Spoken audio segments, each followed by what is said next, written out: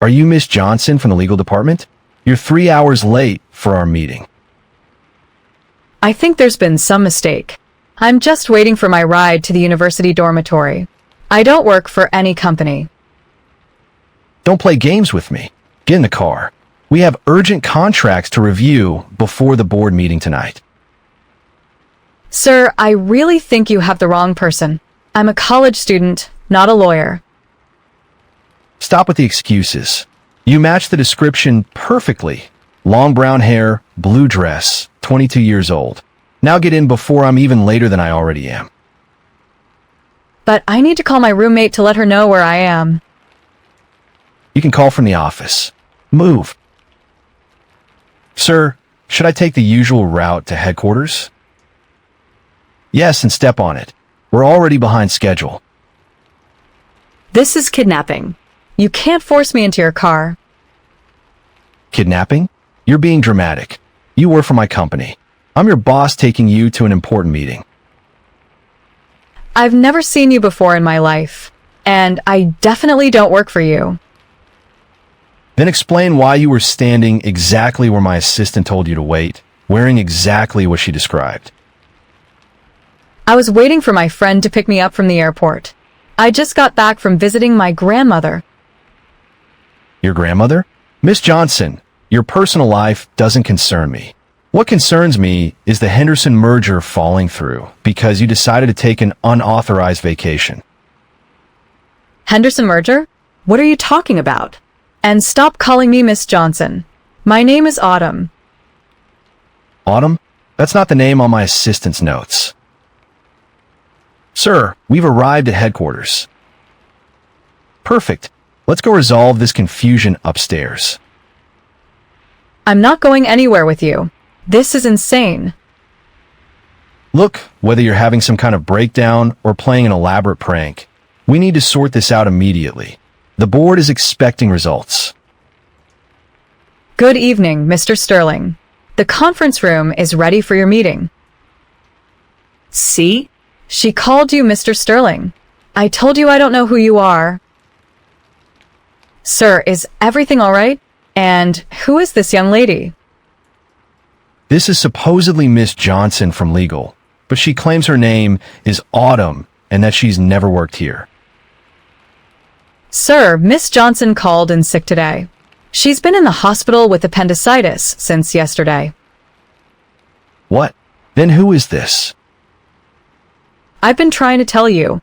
I'm Autumn, a literature student at State University. You grabbed the wrong person. But you were standing in exactly the right spot, wearing exactly what my assistant described. Sir, perhaps there was some miscommunication. Should I call Miss Johnson to confirm her whereabouts? Yes, call her, and then call me a taxi so I can get out of here. Wait, don't call anyone yet. Why not? You finally believe I'm not your employee? I believe you, but now I'm curious about something else. Curious about what? Can I please just leave now? When you smiled at me in the car, even though you were angry and confused, something felt familiar. That's the strangest pickup line I've ever heard. Should I reschedule the board meeting, sir? Yes, reschedule for tomorrow, and cancel my dinner plans. Your dinner plans have nothing to do with me. I'm leaving. Wait, let me at least buy you dinner as an apology for the confusion. You kidnapped me. Dinner doesn't make up for kidnapping. I didn't kidnap you. I made an honest mistake. An honest mistake that involved forcing me into your car against my will. You're right. I was completely wrong. Let me make it up to you properly. How exactly do you plan to do that? First, let me drive you wherever you were supposed to go. Second, let me pay for any inconvenience this caused. I was supposed to meet my roommate at the university. She's probably worried sick by now. Sir, your phone has been ringing. It might be important. Take a message. Right now, I need to fix the situation. Fine. You can drive me to campus. But that's it. No dinner, no apologies. Just get me where I need to go. Fair enough.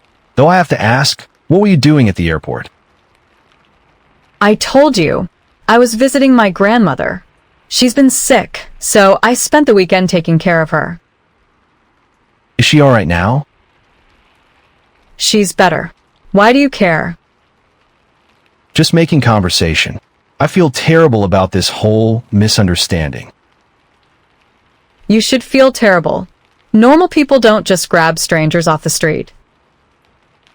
Sir, where should I head now?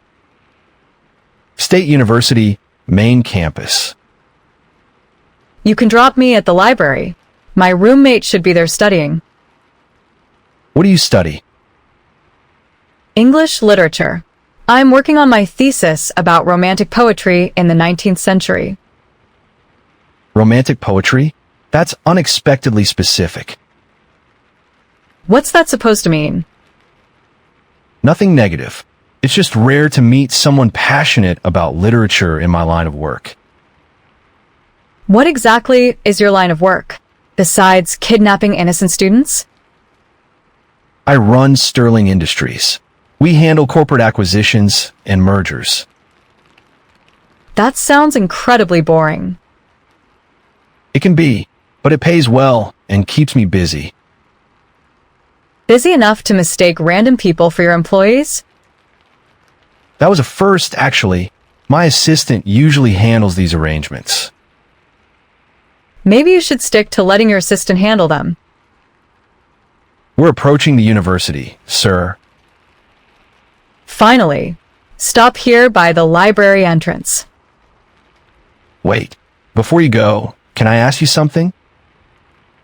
What now?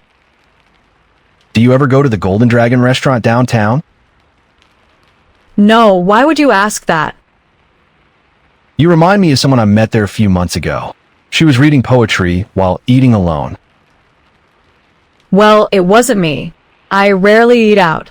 Student budget and all. Right? Of course. Autumn, where have you been? I've been calling you for hours. Long story, Penny. This man mistook me for someone else and basically kidnapped me. Kidnapped? Should I call the police? That won't be necessary. It was a genuine misunderstanding. And you are? Ethan Sterling. I sincerely apologize for the confusion. He thought I was some lawyer from his company. Can you believe that? You do look pretty professional in that dress. It's the only clean outfit I had left before doing laundry. Again, I'm truly sorry. Is there anything I can do to make this right? Just forget this ever happened. Actually, maybe he could help with something. Penny, don't. You mentioned needing money for your grandmother's medical bills. I can handle my own problems. Medical bills? Is your grandmother still sick? It's none of your business. She's been working 3 part-time jobs to help pay for treatments. What kind of treatments? I said it's not your concern. Look, I feel responsible for wasting your time today. Let me help with the medical expenses. I don't want your charity. It's not charity. It's compensation for my mistake. Autumn, your pride isn't worth your grandmother's health. I barely know this man. I can't accept money from a stranger. Then let's not be strangers. Have coffee with me tomorrow, and we can discuss it properly. You want to have coffee with me? Why not? You're interesting, and I'd like to help if I can. Say yes. What's the worst that could happen? Famous last words. I promise no more kidnapping. Just coffee and conversation. Fine. 1 coffee. But I pay for my own drink. Deal. How about tomorrow at 2? There's a quiet cafe near campus. The Blue Moon Cafe on Elm Street? Perfect. I know the place. Great. Now that's settled, we should get to the library before it closes. Right. Thanks for the ride, I guess. Thank you for not calling the police. The day is still young. I'll see you tomorrow at 2. Shall we head back to the office, sir? No, take me home. I have some thinking to do.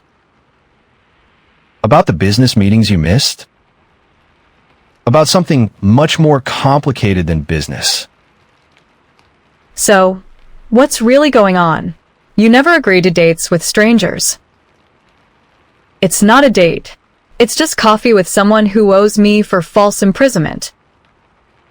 He's handsome, rich, and interested. What more do you want? How about someone who doesn't grab people off the street? Everyone makes mistakes. At least he's trying to make up for it. I just want to focus on my studies and helping grandmother. I don't have time for complications. Sometimes complications turn into the best parts of life. And sometimes they turn into disasters. You'll never know unless you give him a chance. 1 coffee. That's all I'm giving him. Famous last words. You're enjoying this way too much.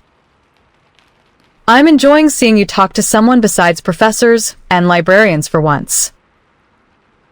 There's nothing wrong with professors and librarians.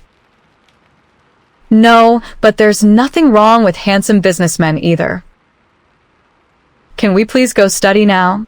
I have a paper due next week. Fine, but tomorrow I want to hear every detail about this coffee date. It's not a date. Good morning. I wasn't sure you'd show up. I almost didn't, but I need to clear something up. What's that? I can't accept any money from you. It doesn't feel right. Why not? I genuinely want to help. Because I don't know what you'd expect in return.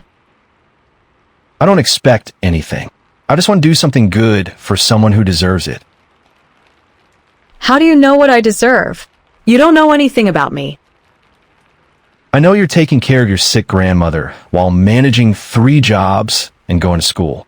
That tells me a lot. Your friend was very talkative yesterday. She cares about you. That also tells me something. What can I get you folks today? Just a regular coffee, black. Make that 2, and add a couple of those pastries to the order. I said I was paying for my own drink. The coffee is yours. The pastries are mine. I'm sharing. Coming right up. You're persistent, aren't you? When something matters to me, yes. Why does this matter to you? You don't even know me. Maybe that's exactly why it matters. When's the last time you met someone with no expectations or history between you? Every day. I meet new people in classes all the time. But they're all part of the same world. Students, professors, people your age with similar problems. And you're different how? I'm not different. I'm just from a different world. Sometimes that makes conversations more interesting. 2 black coffees and assorted pastries. Thank you. So tell me about your thesis. Romantic poetry from the 19th century. You really want to know about that? I asked, didn't I? Most people's eyes glaze over when I mention literature. I'm not most people. Fine. I'm focusing on how poets like Browning and Tennyson used personal loss to create universal themes about love and grief. That sounds deeply personal. Are you drawn to it because of your own experiences? Maybe. Losing my parents young made me think differently about how we process emotions through art. I'm sorry. I didn't know you'd lost your parents. It was a car accident when I was 15. My grandmother took me in and raised me. That explains why her health is so important to you. She's all I have left. I can't lose her too. You won't. We'll make sure she gets the care she needs. There you go again with the we. I haven't agreed to any we. Sorry. Force of habit. I'm used to solving problems quickly. Some problems can't be solved with money. True, but medical bills can be. Why are you really doing this? What's in it for you? Honest answer? Yesterday, when I made that mistake, you could have screamed, called police, made a huge scene. Instead, you just kept telling me calmly that I was wrong. So? Most people in my world would have seen an opportunity, threatened to sue, demanded compensation, made it into something bigger than it was. Maybe because most people in your world think differently about things. Exactly. You didn't even ask who I was or what I was worth. You just wanted to get where you were going. Because I had places to be. Unlike some people, I can't just rearrange my schedule whenever I want. Point taken. But it made me curious about someone who lives so differently from everyone I know. Different how? Genuine, uncomplicated, real. You think I'm uncomplicated? You should try balancing 3 jobs, full-time school, and taking care of a sick relative. That's not what I meant. I meant you don't play games. You say what you mean. Games are a waste of time. Life's too short. See? That's exactly what I'm talking about. You're making me sound like some kind of saint. Trust me, I'm not. What are your flaws then? I'm stubborn, I don't trust people easily, and I have a terrible temper when I'm pushed too far. Those don't sound like flaws to me. They sound like survival skills. You have a very strange way of looking at things. Maybe. Tell me more about your grandmother. What kind of treatment does she need? Physical therapy, mostly. She had a stroke 6 months ago, and she's been slowly recovering. But insurance only covers so much. How much are we talking about? About $3,000 over the next 6 months. I've been working extra shifts to save up. 3,000? That's it. That's a lot of money when you're making minimum wage. Right. Sorry. I didn't mean to sound dismissive. You spend more than that on a single business lunch, don't you? Probably. I never really thought about it that way. That's the difference between our worlds. You don't think about money because you have it. I think about it constantly because I don't. You're right. I'm completely out of touch with how most people live. I wasn't trying to make you feel guilty. Maybe you should. Maybe more people should. What good would that do? It might make people like me more aware of what really matters. What do you think really matters? Family, health, having people who care about you, making a difference in someone's life. Those are good answers. Do you have family? Not really. My parents died in a boating accident 5 years ago. No siblings, no wife or kids. I'm sorry. I didn't realize we had that in common. Losing parents young? It changes how you see everything, doesn't it? It makes you grow up fast, and it makes you appreciate the people who stay. Is that why you're so devoted to your grandmother? She didn't have to take me in. She could have let social services handle it, but she chose to completely change her life for me. And now you're changing yours for her. It's not a sacrifice. It's love. That's beautiful. I can't remember the last time someone rearranged their life out of love for me. That's sad. It's reality. When you're successful, people want things from you. It's hard to know who actually cares about you versus what you can do for them. Is that why you're interested in me? Because I don't want anything from you? Partly, but also because when you smiled at me yesterday, despite being angry and confused, it was the first genuine expression I'd seen in months. I smile at lots of people. Not like that. That smile reached your eyes. Most people smile with just their mouth. You're reading too much into a simple expression. Maybe, but it made me want to know the person behind that smile. And what if you don't like what you find? Then at least I'll have tried. That's more than I usually do. What do you mean? I don't usually pursue things that don't have guaranteed outcomes. Bad business habit. So you're treating this like a business transaction? No, that's the point. This isn't business. This is personal, and I never do personal. Why not? Because personal means caring about someone, and caring means you can get hurt. You can also get happy. I wouldn't know. I haven't been happy in a very long time. What would make you happy? I don't know anymore. I thought success would do it. Money, power, respect in my field. But none of that actually makes you happy. What made you happy when you were younger? Reading, believe it or not. I used to love getting lost in stories. What kind of stories? Adventure novels mostly. But I remember really liking poetry too. Poetry? Really?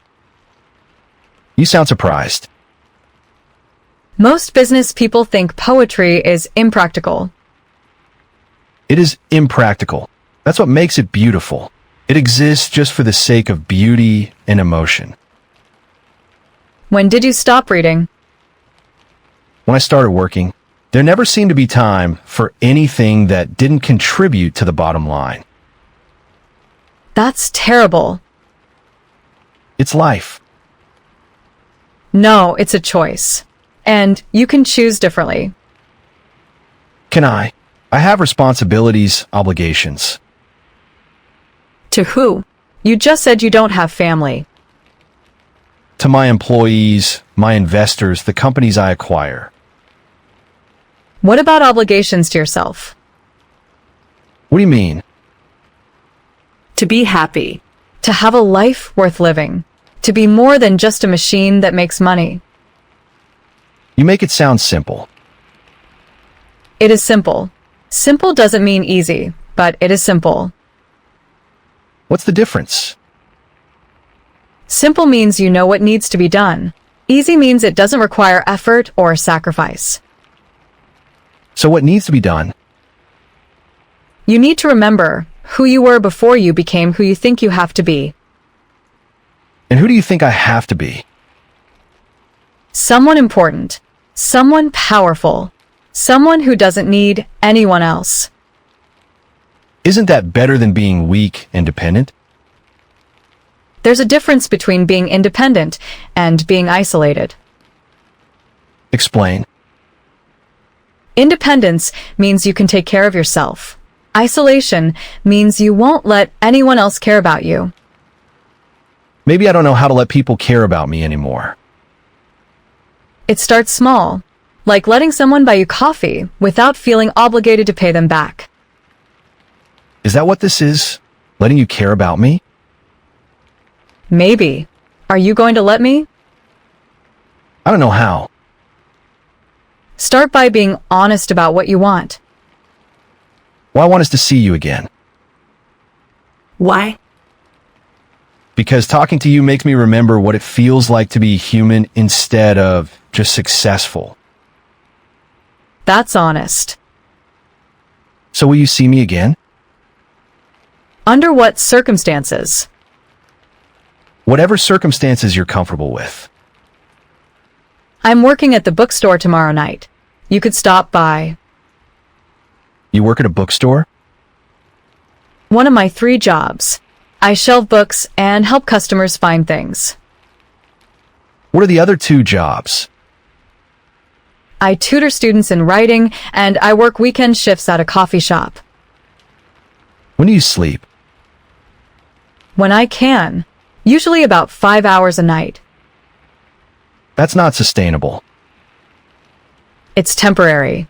Once I graduate and find a full-time job, things will be easier. What kind of job are you looking for? Teaching, hopefully. High school English.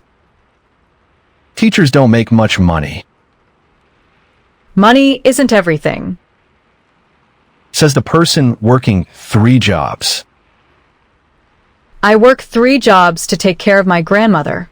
Once she's better and I'm established, money won't be such an issue. But you'll never be rich. I don't want to be rich. I want to be useful. What's the difference? Rich means having more than you need. Useful means making a difference in people's lives. Can't you do both? Maybe. But if I had to choose, I'd choose useful every time.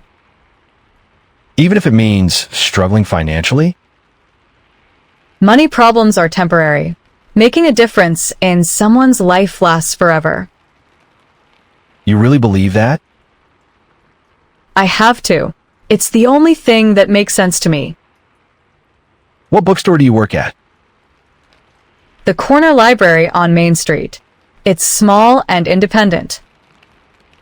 What time should I come by? I work from 6 to 10 tomorrow night.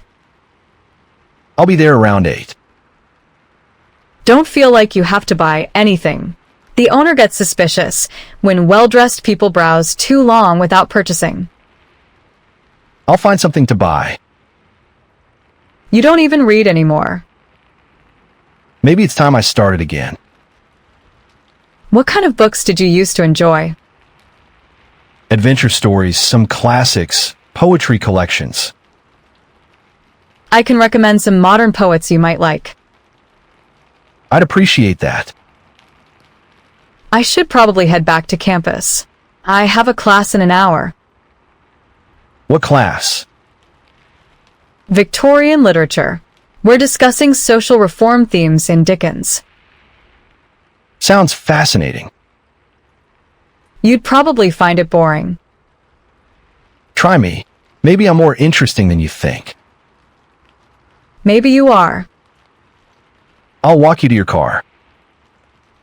I don't have a car. I take the bus. Let me drive you to campus.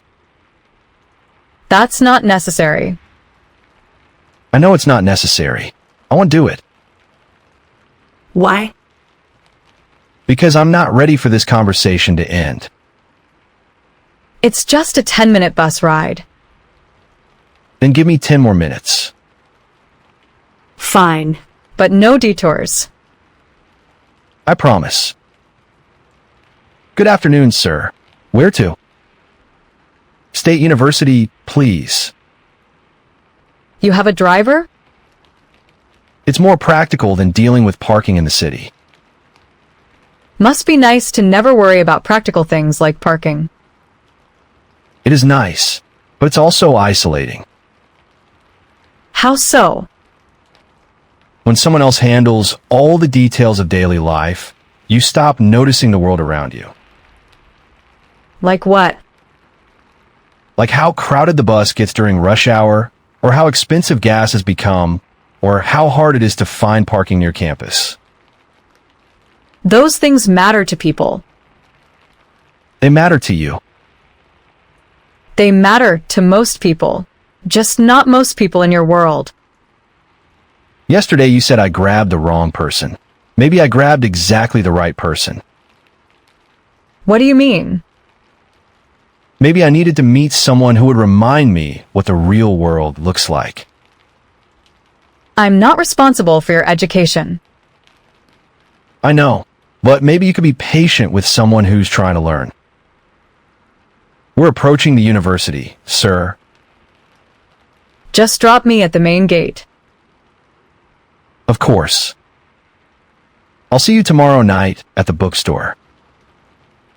You really don't have to come. I know, but I want to. Why is this so important to you? Because for the first time in years, I met someone who makes me want to be better than I am.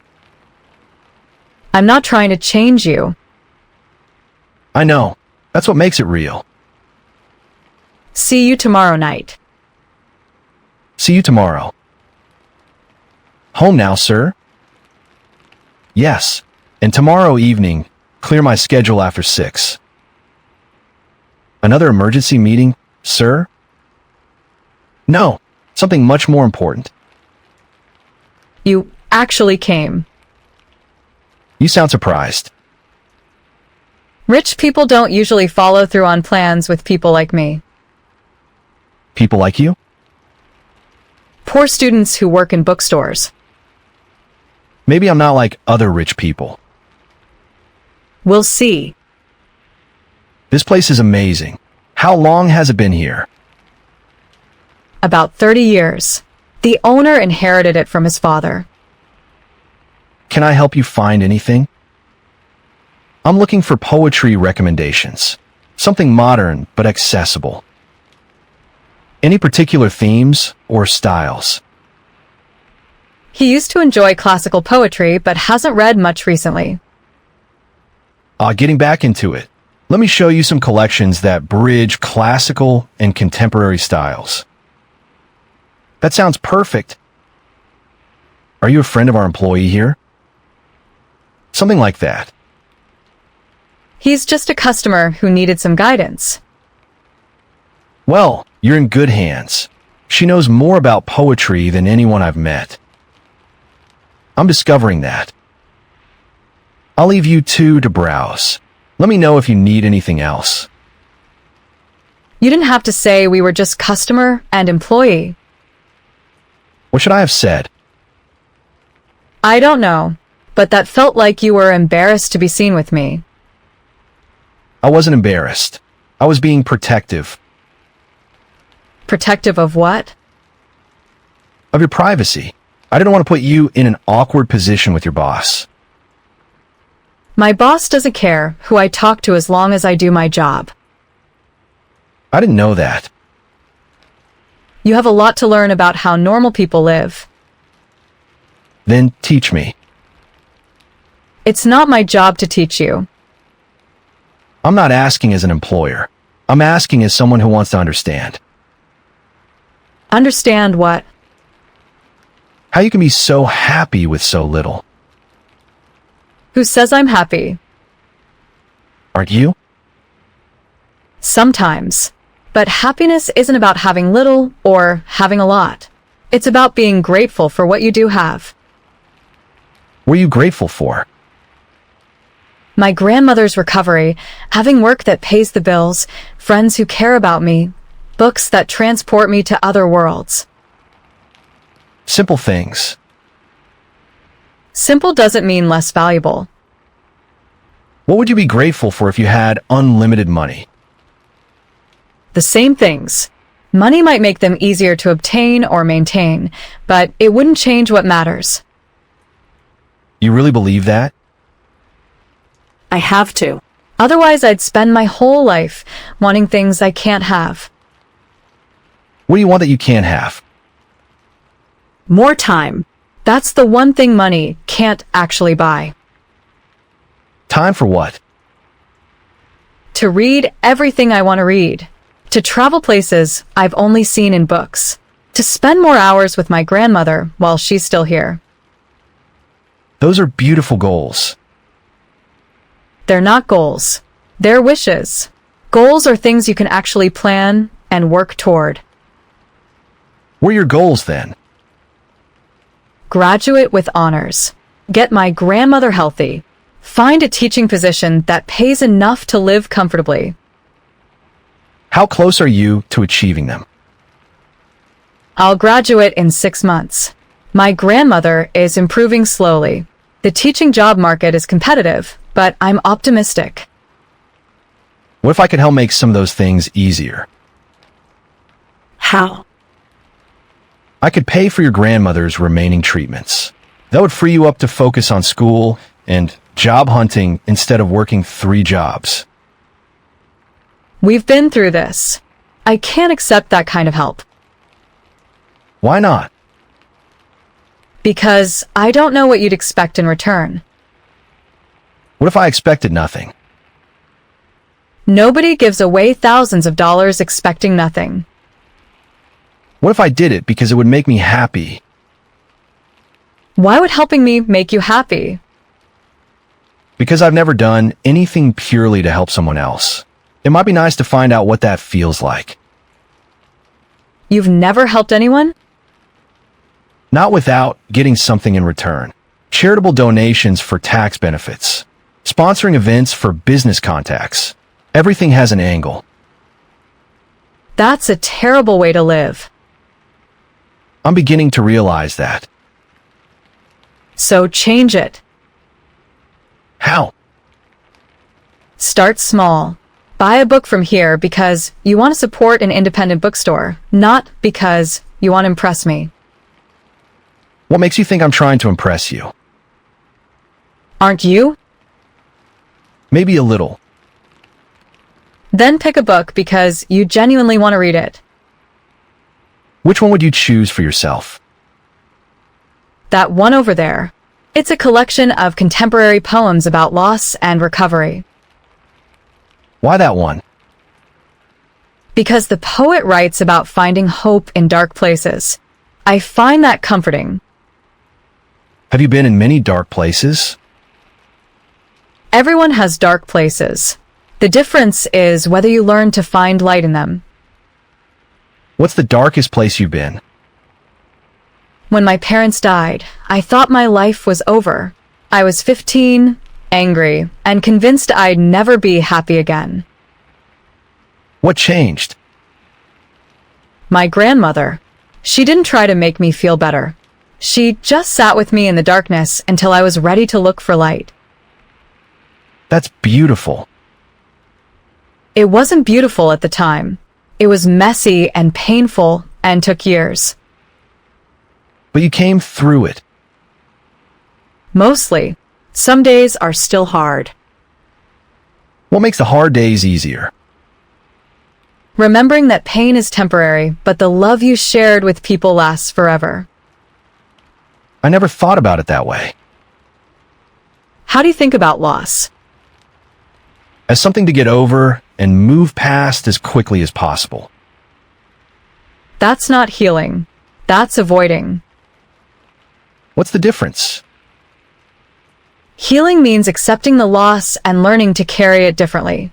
Avoiding means pretending it didn't affect you. I may have been avoiding for 5 years. It's not too late to start healing. How? Talk about your parents. Remember them. Miss them. Stop pretending their death didn't change you. What if it changed me for the worse? Then you change again. People aren't fixed. We're always becoming something new. Excuse me, do you have any books on gardening? Yes, they're in the back corner, section G. Let me show you. I'll wait here. This is what we have for general gardening. Are you looking for anything specific? Something for beginners. I just bought my first house. Congratulations. This one is perfect for beginners. It covers basics like soil preparation, when to plant, and common mistakes to avoid. Perfect. Thank you so much. You're welcome. Good luck with your garden. You're good with people. It's part of the job. No, it's more than that. You genuinely care about helping them find what they need. Don't you care about helping your clients? I care about completing transactions successfully. That's different. How is it different? When you help that customer, you cared about her success with gardening. When I help clients, I care about closing the deal. You could care about their success too. I suppose I could. I never thought about it that way. What would change if you did think about it that way? I'd probably be less focused on profit and more focused on outcomes. Would that be bad for business? Not necessarily. Happy clients tend to return and refer others. So caring about people could actually be good for business. You're right. I never made that connection. Maybe because you're used to thinking of business and personal feelings as separate things. Aren't they? Not really. Everything we do involves people. People have feelings. Ignoring that doesn't make feelings go away. It just makes business relationships more superficial. Exactly.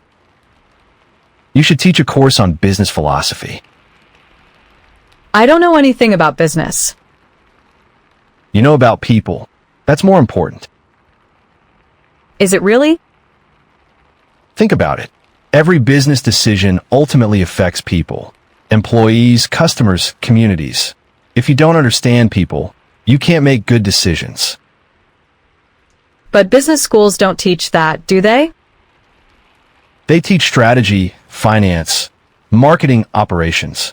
People skills are considered soft skills. That seems backwards. How so? Without people, there is no business.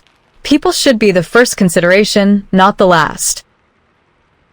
You're absolutely right. So, why doesn't business work that way? Because it's easier to measure profit than happiness. Numbers are concrete. People are complicated. Complicated doesn't mean impossible. True, just harder. Most important things are hard. Is that why you're studying literature instead of business? I'm studying literature because I believe stories help us understand what it means to be human. And understanding what it means to be human is important because Because if we don't understand ourselves and each other, we can't build a world worth living in. that's the most idealistic thing I've ever heard. You say that like idealism is bad. Isn't it impractical? So is art. So is music. So is love. Some of the best things in life are impractical. I used to believe that. What changed? I got successful. Success requires focusing on practical things. Does it? Or does society tell us it does? What's the difference? Society's version of success might not be the same as your version of success. What do you think success should look like? I think success should be measured by how much good you've done and how authentic you've been to yourself. By that measure, you're more successful than I am. I'm not trying to compete with you. I know. That's what makes you so different from everyone else I know. We're closing in about 15 minutes. I should start closing procedures. What needs to be done? Register, lights, lock up. Pretty standard stuff. Can I walk you to wherever you're going next?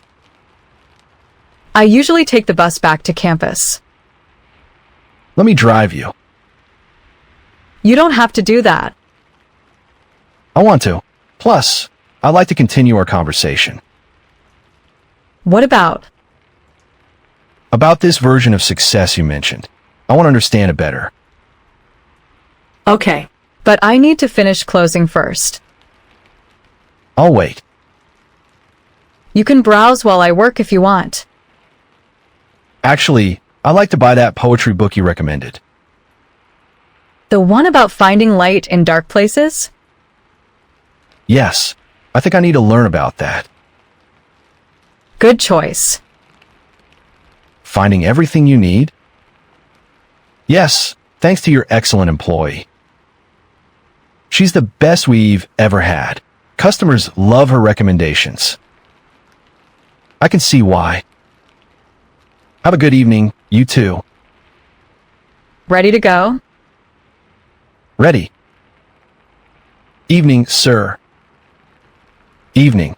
We're headed back to the university. So, what did you want to know about success?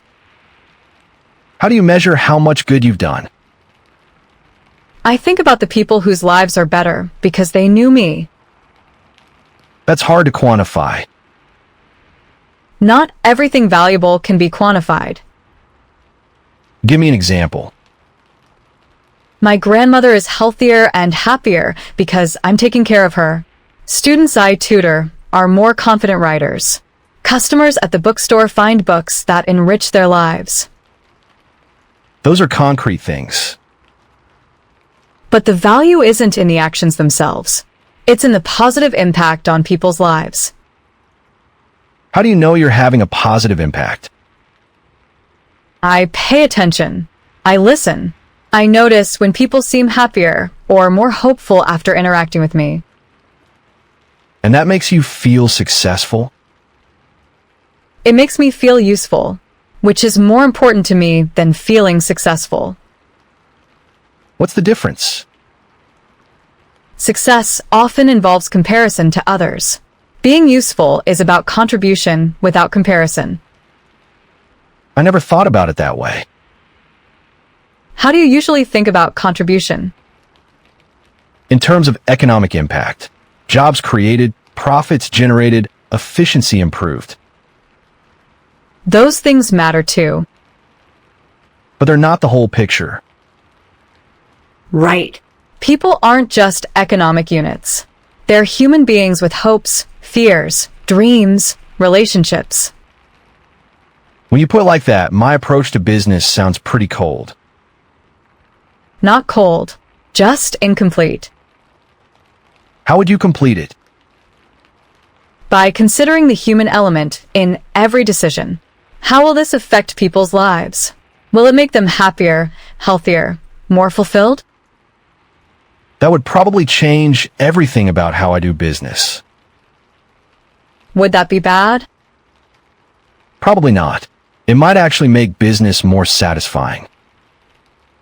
Why? Because right now, closing deals feels empty. Even when they're successful, there's no real satisfaction. What would make it satisfying? Knowing that the deal actually helped people build better lives. We've arrived at the university. Thank you for the ride. Thank you for the conversation. When will I see you again? Are you working tomorrow? At the coffee shop in the morning, then tutoring in the afternoon. Which coffee shop? Sunrise Cafe on campus. I work the breakfast shift. What time? 6 to 11. I'll stop by for coffee. You don't usually get up that early, do you? No, but I think it's time I started changing my routine. See you tomorrow morning then. See you tomorrow. You're here early. I want to try the breakfast shift perspective. How's it different? Busier than I expected, and the customers seem more rushed. Everyone's trying to get caffeine before work or classes. What can I get you? Coffee black, and maybe one of those pastries. The blueberry muffins are fresh. Perfect. Is this the guy you were telling me about?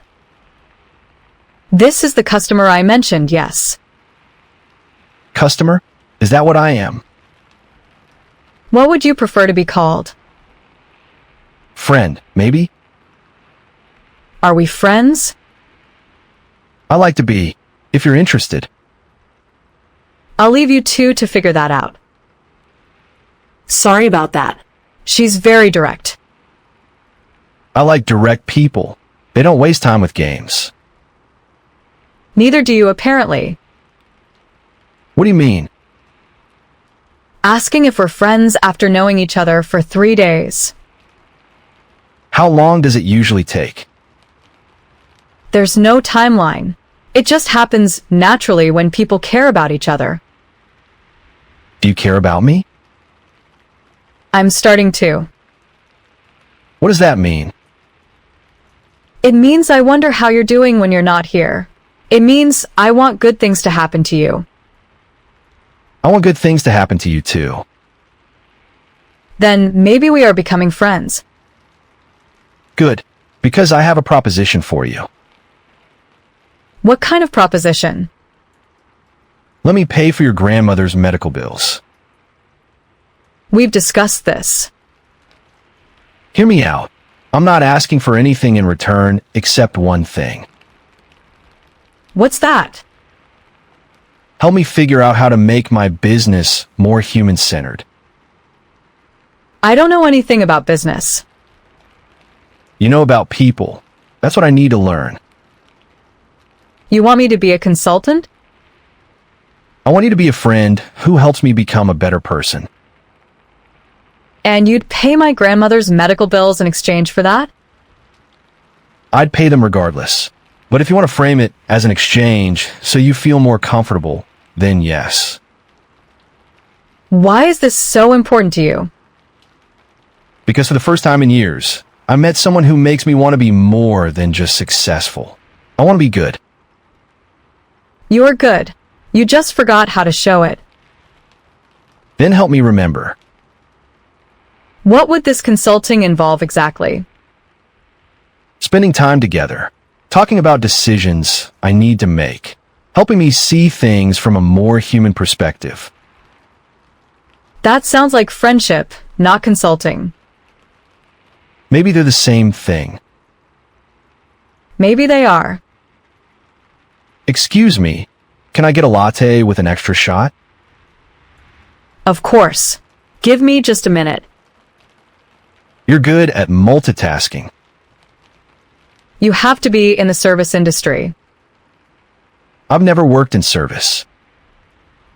What was your first job? Internship at an investment firm during college. So you went straight from school to corporate? Pretty much. My parents wanted me to get serious about building wealth early. What did you want? I wanted to travel, maybe teach English abroad for a few years. Why didn't you? My parents convinced me it was impractical. They said I could always travel later, after I was established. Did you ever travel later? Business trips don't count as travel. Where did you want to go? Europe mostly. I wanted to see the places I'd read about in literature classes. It's not too late. Isn't it? I have responsibilities now. You could take a vacation. I don't know how to vacation. Every trip I've taken has been for work. That's sad. It's practical. No, it's sad. Everyone needs time to explore and discover new things. What would you do if you could travel anywhere? I'd go to Ireland. I want to see the landscapes that inspired the poets I study. Why don't you? Money, Time. responsibilities. So we both want to travel, but neither of us does it. The difference is that you could afford to go tomorrow if you wanted. You're right. I could. So why don't you? Fear, maybe. Fear of what? Of enjoying it too much. Of wanting to stay. Of discovering that my real life isn't worth returning to. That's a risk worth taking. Is it? What's the alternative? Spending your whole life wondering what you missed? When you put it like that, it sounds cowardly. I don't think you're cowardly. I think you're scared. What's the difference? Cowards avoid everything. Scared people avoid specific things. Scared can be overcome. How? By doing the thing you're scared of, usually with someone you trust. Are you suggesting we travel together? I'm suggesting that maybe we could both use some perspective outside our normal lives. I can't afford to travel. What if cost wasn't an issue? You mean what if you paid for it? What if I did? Why would you do that? because I think we'd both benefit from the experience, and because I'd rather discover new places with someone I trust than alone. You trust me? More than anyone I've met in years. We barely know each other. I know you're honest, kind, hardworking, and loyal. I know you put other people's needs before your own. I know you see beauty in simple things. That's not everything about me. No, but it's enough to know you're someone worth trusting. What if we traveled together and discovered we don't actually like each other? Then we come back early and have a good story to tell. And what if we discovered we like each other too much? Is that a bad thing? It could be complicated Why? because we come from different worlds. Eventually, reality would set in. What if reality isn't as different as we think? How do you mean? What if the difference between our worlds is just external circumstances, not fundamental values? You really believe that? I'm starting to. You care about people. So do I, or I used to. You want to make a difference. So do I. You value authenticity and connection. I'm learning to value those things again. Those are important similarities. So what do you say? Want to take a risk with me? Autumn, Table 6 is asking for you specifically. I'll be right there. Can we continue this conversation later? When do you get off work? 11. But then I have tutoring until 3. What about tonight? Are you free for dinner? I usually study in the evenings. What if we made it a working dinner? You could bring your books. Where? Somewhere quiet where you could concentrate. My apartment has a good study space. Your apartment? Too personal? Maybe. How about the library? They have group study rooms. Perfect. What time? 7? I'll bring food. You don't have to do that. I want to. What do you like? Anything that doesn't require utensils. Easier to eat while studying. Sandwiches it is. Excuse me, miss? I think you forgot my sugar. Sorry about that. I'll get it right away. I'll see you at 7. See you then. This study room is nice. The library renovated last year. These rooms are perfect for group projects. What are you working on tonight? Research for my thesis. I'm analyzing how Browning used personal loss as inspiration for universal themes. Personal loss, inspiring art. That's relevant to our earlier conversation. How so? You said I needed to stop avoiding my grief about my parents. Maybe channeling it into something creative would help. You want to write poetry? Maybe.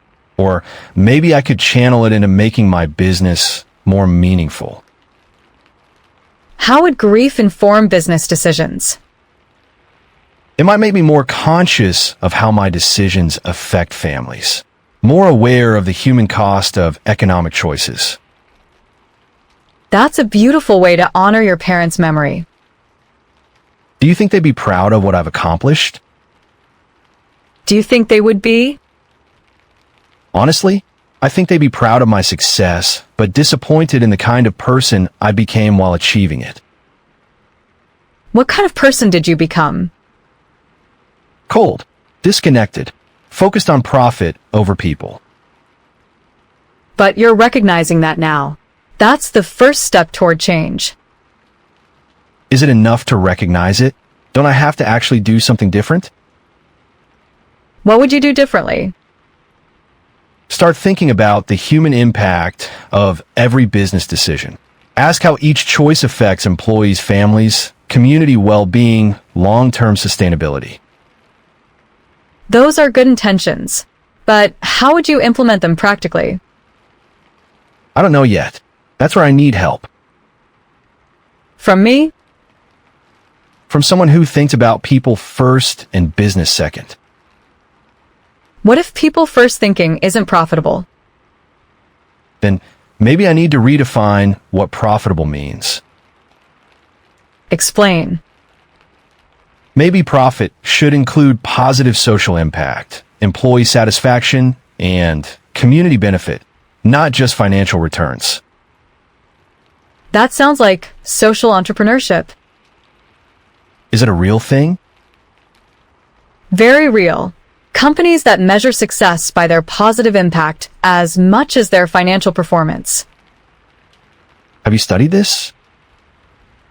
I took an economics elective last semester. We covered alternative business models. What did you learn? That businesses can be profitable while also being ethical and socially responsible. It just requires different priorities and metrics. Different how? Instead of maximizing shareholder value, you maximize stakeholder value. Instead of quarterly profits, you focus on long-term sustainability. Who are stakeholders in this model? Employees, customers, communities, environment, shareholders. Everyone affected by the business. That's a lot more complicated than just maximizing profit.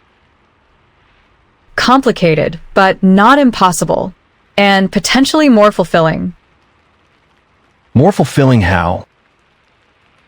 Because you'd go to work knowing you're making people's lives better, not just making money.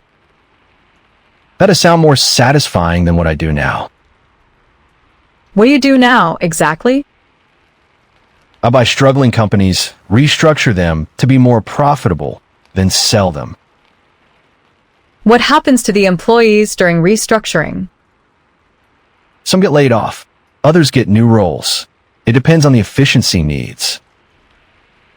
Do you ever think about the families affected by layoffs?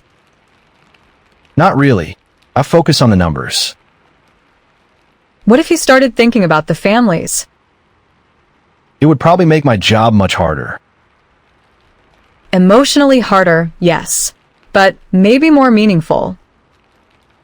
How do I balance emotional considerations with business necessities? Maybe by expanding your definition of business necessities. Meaning? Maybe a business necessity should include maintaining community employment, not just maximizing efficiency. That could reduce profitability. Short-term, yes. Long-term, it might create more sustainable success. How? Happy employees are more productive. Stable communities are better customers. Good reputation attracts better talent and partnerships. So ethical behavior could actually be good for business. It's possible, but you have to be willing to accept lower immediate profits for better long-term outcomes. Are you willing to help me figure out how to do that? I'm willing to try, but I'll need to understand your business better first. What would you want to know? Everything. How you choose which companies to acquire. What restructuring actually involves. Who makes the decisions about layoffs? That would mean spending time in my office, meeting my team, sitting in on meetings. Is that a problem? Not for me, but might be overwhelming for you. Why? My world moves very fast. High pressure, quick decisions, lots of money at stake. You think I can't handle pressure? I think you're used to different kinds of pressure. Such as? Personal pressure, academic pressure, financial stress, but not corporate pressure. What's the difference? Corporate pressure involves other people's money and livelihoods, not just your own. That sounds like it should make people more careful, not more stressed. Theoretically, yes. In practice, it often makes people more reckless. Why? Because the money isn't theirs. so the risks feel abstract.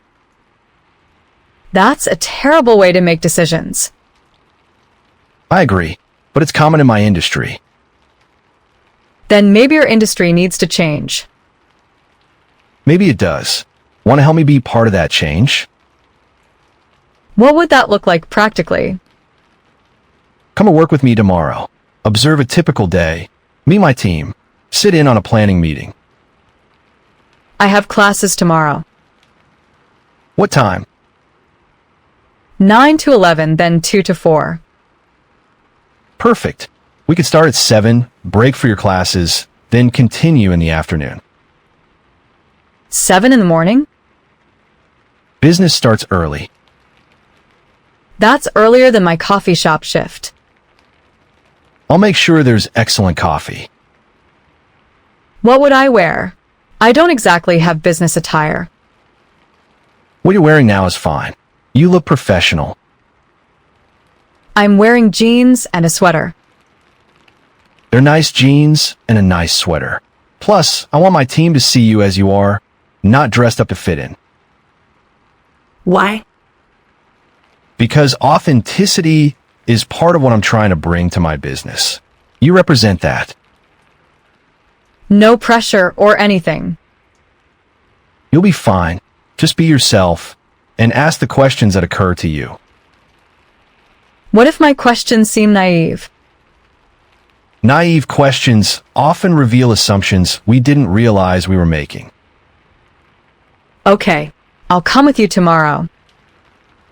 Really? Really, but I have conditions. Were they? First, I won't pretend to be something I'm not. I'm a literature student, not a business expert. Agreed. Second, if I see something that seems wrong or harmful, I'm going to speak up. I hope you will. Third, this doesn't obligate me to anything beyond observation and honest feedback. Understood. And fourth, you have to be honest with me about what you're really hoping to get out of this. What do you mean? Are you hoping I'll change your business, change you, or just validate decisions you've already made? I'm hoping you'll help me figure out how to align my business practices with my values. What are your values? I'm still figuring that out, but I know they include treating people with dignity, making decisions based on more than just profit, and using my resources to create positive change. Those are good values. They're aspirational values. I haven't always lived up to them. None of us always live up to our values. The important thing is trying to do better. Is that what you're doing by helping me? Partly. But I'm also curious about your world. I want to understand how business decisions get made. Why? Because business decisions affect everyone's lives. If I'm going to live in this world, I should understand how it works. That's very practical. I can be practical when it matters. Good. You'll need to be tomorrow. What exactly will I be observing? A typical day. Email review, team meetings, client calls, decision-making sessions. Sounds like a lot of meetings. It is. That's how business gets done. Through meetings? Through conversations. Meetings are just structured conversations. What makes a conversation productive versus just talking? Clear objectives, relevant participants, and actionable outcomes. What about listening and understanding? Those should be part of it, but they often get overlooked. Why? Time pressure. Everyone's trying to be efficient. Is efficiency more important than understanding? It shouldn't be, but it often feels that way in the moment. That seems counterproductive. Why? How can you make good decisions without understanding the situation completely? Good question. Maybe you can help us figure out how to balance efficiency with thorough understanding. I'll try. Good morning, Mr. Sterling. Your 7 o'clock is here. Perfect. Please bring her to my office. This building is impressive. 43 floors. We occupy the top 5. How many people work here? About 200 in our division. Can I get you anything? Coffee? Water? Coffee would be great. Thank you. Make that 2 coffees. I'll bring them right up. Your office is huge. It comes with the position. Sometimes I think it's too big. Why? It creates distance. When someone sits across this desk from me, we're 6 feet apart before we even start talking. You could rearrange the furniture. I never thought of that. Where would you put the desk? Maybe against that wall, with chairs in a circle for meetings. That would feel more collaborative. I like that idea. Here's your coffee. Your first meeting starts in 10 minutes. Thank you. What's on the agenda? Review of the Henderson acquisition proposal. Is this the same Henderson merger you mentioned when you first mistook me for your employee? Yes. We're deciding whether to proceed with acquiring their company. What kind of company is Henderson? They manufacture medical devices. Small company, about 50 employees, but they have valuable patents. And you want to buy them? We want to acquire their technology and integrate it into our larger operations. What happens to their 50 employees? That's part of what we're discussing today. You mean you haven't decided yet? We're evaluating the most efficient integration strategy. Most efficient for who? For the combined company's profitability. What about most beneficial for the employees? That's not usually the primary consideration, Why not? because the goal is to maximize value for shareholders. What about value for employees and their families? That's a secondary consideration. Maybe that's something we should examine. Good morning, everyone.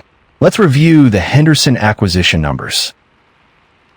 Current revenue is $8 million annually, but we project 15% growth if we integrate their technology with our existing products. What's the staffing analysis? We can achieve the same output with about 30% fewer employees by eliminating redundancies. Excuse me, what does eliminating redundancies mean exactly? Laying off employees whose functions overlap with our existing staff. How many people are we talking about? Approximately 15 positions. 15 families losing their income? 15 positions that are no longer necessary for efficient operation. What would happen if we kept all 50 employees? Our efficiency projections would decrease by 12%. What if efficiency isn't the only important metric? What other metrics should we consider? Employee satisfaction, community impact, long-term sustainability. Those are soft metrics, harder to quantify. Harder to quantify doesn't mean less important. What would it cost to retain all 50 employees for the first year? Approximately $2.5 million in additional labor costs. And our projected profit from the acquisition? $12 million in the first year. So you'd still make nearly $10 million while keeping everyone employed? Yes, but that's 20% less profit than optimal. Is 20% less profit worth preserving 15 families' livelihoods? That's not typically how we evaluate acquisitions.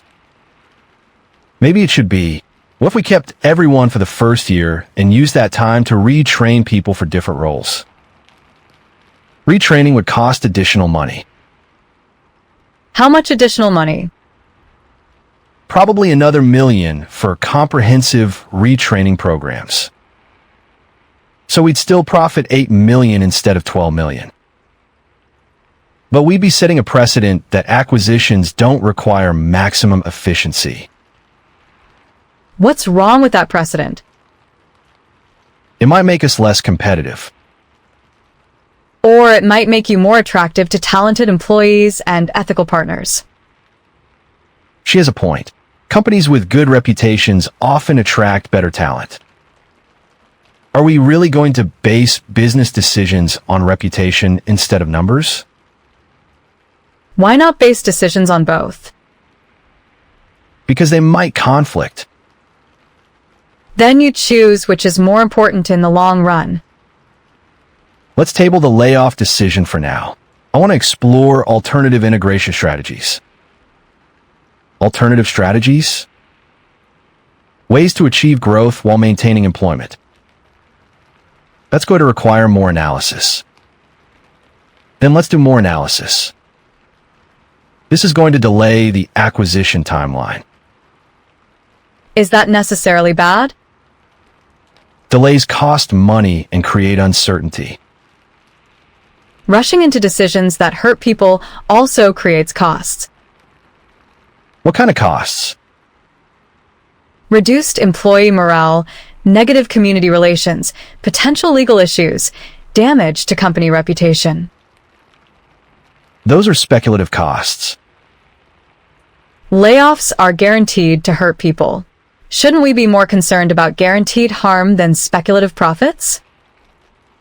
I want everyone to spend this week researching alternative integration approaches. We'll reconvene Friday with new proposals, including proposals that don't involve layoffs, especially proposals that don't involve layoffs. This is a significant change in our usual approach. Maybe our usual approach needs changing. Your next meeting is ready. What did you think of that discussion? I think your team is very focused on numbers. Is that bad? Numbers are important, but they're not the whole story. What's missing? The human story. What happens to the employees who get laid off? How does their unemployment affect the community? What does it cost in human terms? How do you measure human costs? You could start by talking to the employees. Find out about their families, their financial situations, their career plans. That seems very personal. Business decisions are personal. They affect people's personal lives. You're right. I never thought about it that way. Maybe that's because you're not used to seeing employees as people with lives outside work. How should I see them? As whole people with families, hopes, fears, and responsibilities. That would make every decision much more complicated. But also more thoughtful. Good morning. Are we ready for the client call? Yes, this is Autumn. She's observing our operations today. Welcome. What's your background? I'm a literature student. I'm learning about business decision-making. Interesting perspective. We don't get many humanities people in these meetings. Good morning, everyone. I've reviewed your proposal for restructuring our operations. What are your thoughts? The financial projections look good, but I'm concerned about the impact on our employees. The restructuring would improve efficiency by 30%. At the cost of how many jobs? Approximately 40 positions would be eliminated. 40 families losing their income. That's exactly what I said about the Henderson acquisition. You're concerned about employee impact too? I think it should be a major consideration in any business decision. I agree. These are people I've worked with for years. I can't just see them as numbers on a spreadsheet. What if we could achieve similar efficiency improvements without the layoffs? How? We're exploring alternative restructuring approaches that focus on retraining and role redefinition rather than elimination. Those approaches are still theoretical. But worth exploring if they achieve the same goals without harming people. I like that approach. Can you put together some alternative proposals? Absolutely. We'll have them to you by the end of the week. Excellent. I'll look forward to seeing what you come up with. This is going to require significant additional work. Good work is worth the extra effort.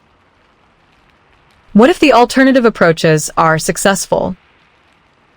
Then we'll have developed a new way of doing business. A more humane way. Is that a good thing or a bad thing? I suppose it depends on whether it's sustainable and profitable. What if being more humane actually improves sustainability and profitability? How would that work? Happy employees are more productive. Companies with good reputations attract better clients and talent. She's right. Employee satisfaction and company reputation are valuable assets. Assets that are difficult to quantify. Difficult to quantify doesn't mean impossible to value. Your lunch appointment is here. Already, time flies during interesting conversations. I should head to my classes. How are you getting there? Bus, as usual. Let my driver take you. He can pick you up after your classes too. That's not necessary. I know it's not necessary, but I'd like to continue our conversation this afternoon. What time should I be back? 4:30? We'll be starting afternoon meetings then. I'll see you at 4:30. Where to, miss? State University, Liberal Arts Building. Mr. Sterling says you're helping him with business decisions. I'm trying to provide a different perspective. Different how? I think about people first, business second. That's unusual in his world. Is that bad? Not bad, just different. Most people in business think about money first. What do you think is more important? Both matter, but if you don't think about people, the money doesn't mean much in the end. You sound like you speak from experience. I work for a lot of wealthy people. The ones who care about people are generally happier. And the ones who only care about money? Often lonely and stressed, even when they're successful. Which category does Mr. Sterling fall into? He's been in the money first category for years, but lately he seems to be questioning that. Since when? Since he met you. Good afternoon, everyone. Today we're discussing social responsibility in Victorian literature. Professor, can literature inform business ethics? Interesting question. How do you mean? I'm wondering if the moral frameworks in literature could apply to business decisions. Like using novels to guide corporate behavior? More like using the ethical reasoning we see in literature to evaluate business choices. Can you give an example? In Dickens, characters who prioritize money over people usually face negative consequences. Could that principle apply to modern business? That's assuming business and literature operate by the same moral rules. Why wouldn't they? Business is about competition and profit. Literature is about human ideals. But business involves humans making decisions that affect other humans. That's an excellent point. The ethical frameworks in literature often address exactly those kinds of human interactions. So you think business people should read more literature? I think they should consider the human impact of their decisions the way literary characters do. How might that change business practices? Maybe they think more about long-term consequences instead of just immediate profits. That sounds idealistic. Idealistic doesn't mean impractical. Some of the most important social changes started with idealistic thinking. Exactly. Someone has to imagine better ways of doing things. How are your classes? Thought-provoking. We discussed applying literary ethics to business decisions. Did you reach any conclusions? That ethical thinking should apply everywhere, including business. Mr. Sterling will find that interesting. Do you think he's really open to changing how he does business? I think he's more open to change now than he's been in years. What makes you say that? He's asking different questions. Instead of just how much profit, he's asking what's the right thing to do. That's encouraging. He seems happier too, more engaged with life instead of just going through the motions. You think I have something to do with that? I think meeting you reminded him what he used to care about before he got caught up in success. What did he used to care about? According to his assistant, he used to talk about making a positive difference in the world. When did that change? After his parents died, he threw himself into work and stopped thinking about anything else. That's sad. But maybe not permanent. People can rediscover their values if they have the right encouragement. Is that what you think I'm providing? Encouragement? I think you're providing perspective. Sometimes that's exactly what someone needs. Welcome back. Mr. Sterling is in conference room B. Perfect timing. We're about to start the afternoon planning session. What are you planning? Next quarter's acquisition targets. More companies like Henderson? Similar size companies with valuable assets. Here's the list of potential targets. Before we dive into financial analysis, let's discuss something new. What's that? I want us to evaluate each target based on employee impact as well as financial potential. Employee impact? How the acquisition would affect the people who work there. That's not typically part of our analysis. I think it should be. This is going to complicate our evaluation process significantly. Complication isn't necessarily bad if it leads to better decisions. Better according to what criteria? According to whether the decisions help or hurt people. Our job is to help our clients and shareholders. What about the employees of the companies you acquire? They're not our primary responsibility. Maybe they should be one of our responsibilities. That would require a fundamental change in how we approach business. I'm open to that. Are you serious? Completely serious. This could affect our profitability. What if it improved your profitability in the long run? How could considering employee impact improve profits? Companies known for treating employees well attract better talent, have lower turnover, and often outperform competitors. Do you have data to support that? Studies show that companies with high employee satisfaction tend to have better financial performance over time. Let's research this. I want data on the correlation between employee treatment and long-term business success. You want us to research whether being nice to employees is profitable? I want us to research whether ethical business practices are sustainable and profitable. That's a much broader question. And a more complicated one. Complex questions often lead to better solutions. This is going to change everything about how we operate. Is that necessarily bad? It's uncertain, and uncertainty makes investors nervous. What if we frame it as innovation rather than uncertainty? Innovation in what sense? Developing new models for ethical business practices that are also profitable. That could actually attract investors who care about social impact.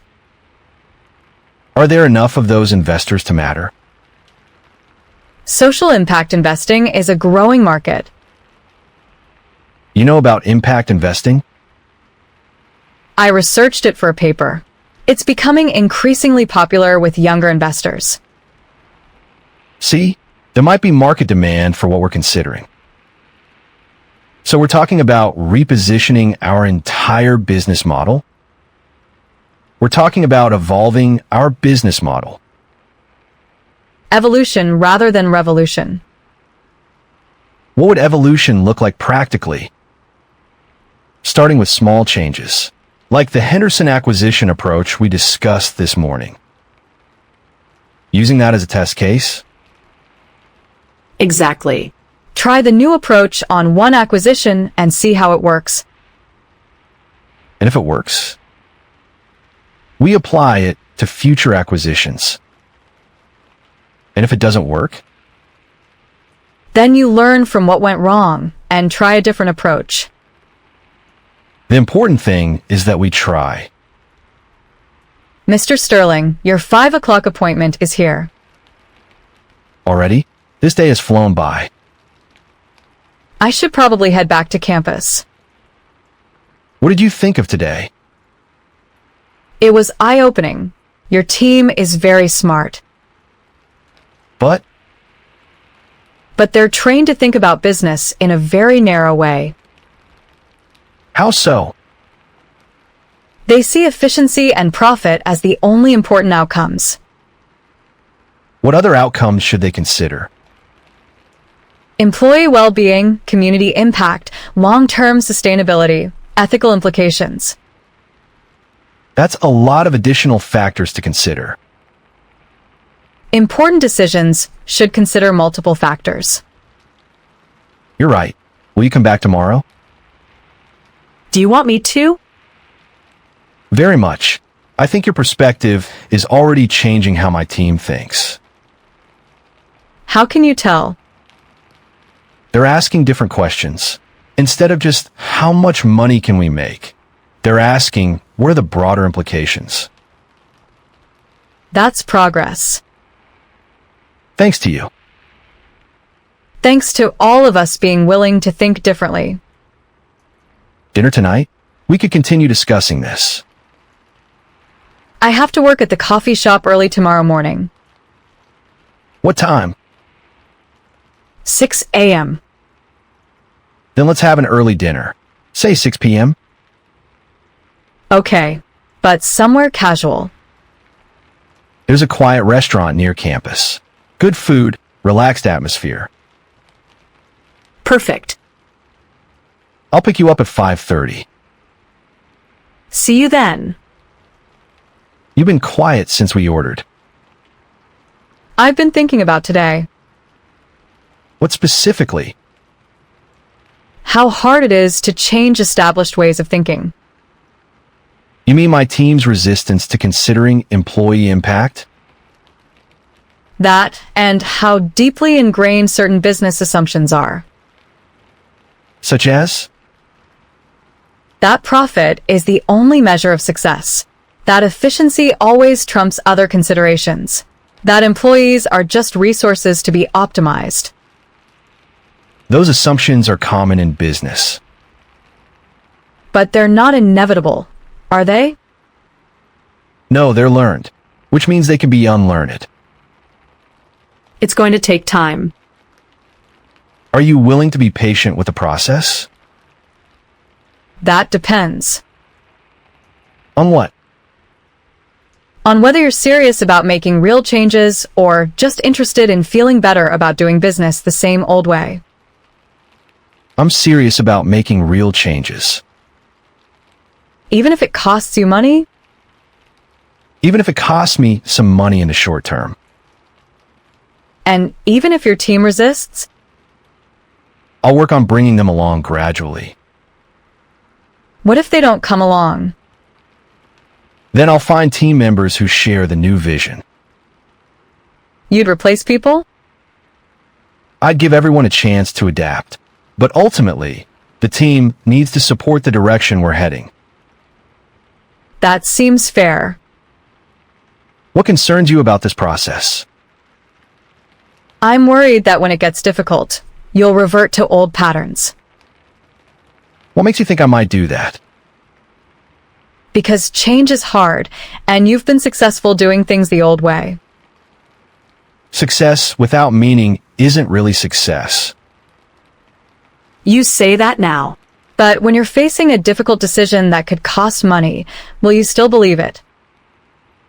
I hope so. Hope isn't enough. You need conviction.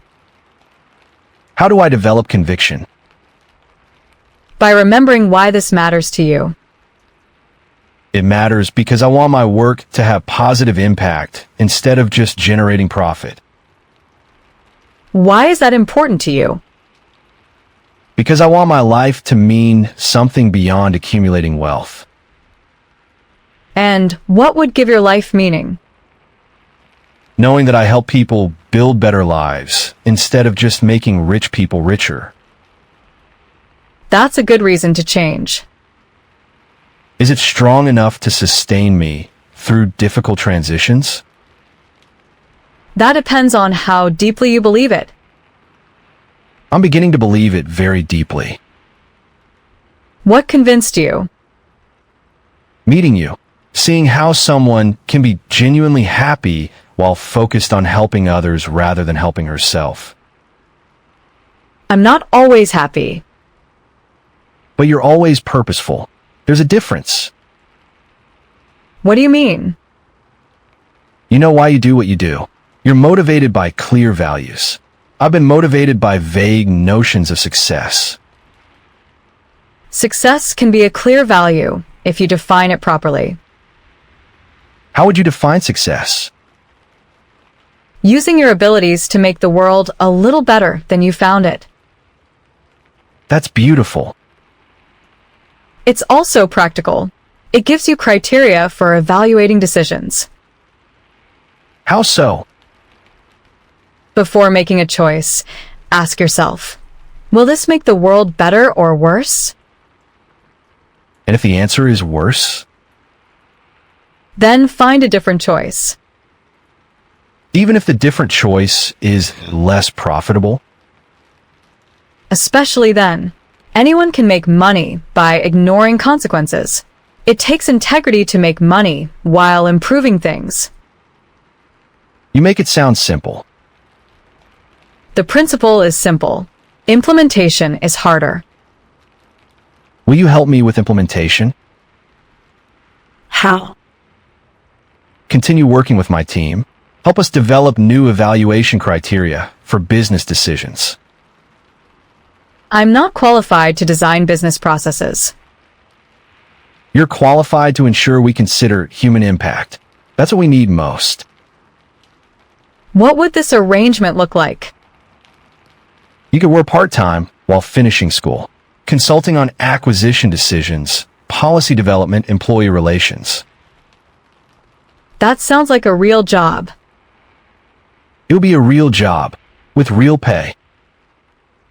How much pay? Enough to cover your grandmother's medical bills and your school expenses. That's a lot of money. You'll be providing valuable expertise. Expertise in what? I'm a literature student. Expertise in thinking about people as people instead of resources. That shouldn't be rare expertise. But it is especially in business. That's sad. It's also an opportunity. You could help change that By working for your company? by helping my company develop practices that other companies might adopt. You think other companies would adopt more humane practices? If we can prove they're profitable as well as ethical. That's ambitious. The best goals usually are. What if we fail? Then at least we'll have tried to do something meaningful. And if we succeed? Then we'll have demonstrated that business can be both profitable and ethical. That would be significant. It would be revolutionary. Do you really think we could start a revolution? I think we could contribute to one that's already starting. What do you mean? More and more people are demanding that businesses consider social impact, not just profit. We could be part of that movement. I like that idea. So you'll work with me? I'll try, but I have conditions. Name them. I want to finish my degree. This job can't interfere with my education. Agreed. We'll work around your class schedule. I want regular evaluation of whether this is actually making a difference. How will we measure that?